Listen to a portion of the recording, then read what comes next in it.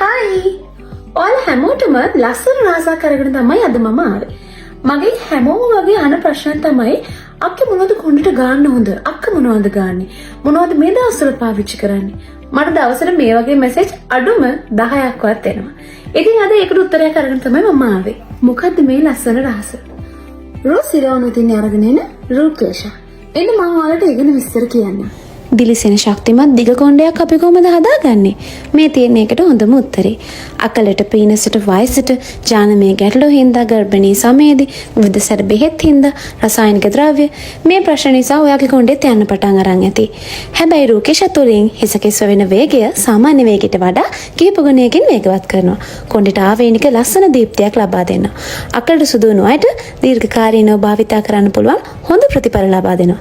සති 2ක් 4ක් ඇතුළත ඔයාට මේ වෙනස ටික ටික දැනගන්න පුළුවන් වෙයි. බලන් ඉන්නකෝ. ස්වභාවික අමුද්‍රව්‍ය වලින් නිෂ්පාදනය කරලා තියෙන නිසා බය වෙන්න කිසිම ප්‍රශ්නයක් නැහැ. මොනවද මේ ස්වභාවික අමුද්‍රව්‍ය? පිරිසිදු පොල් තෙල්, මුකුණු වැන්න, කීකිරිඳිය, කොහොඹ, කෝමාරිකා, සුදු හඳුන්, එඬරු තෙල්, විටමින් E. ඔයත් අදම අරගෙන බලන්න. ආස හිතේ.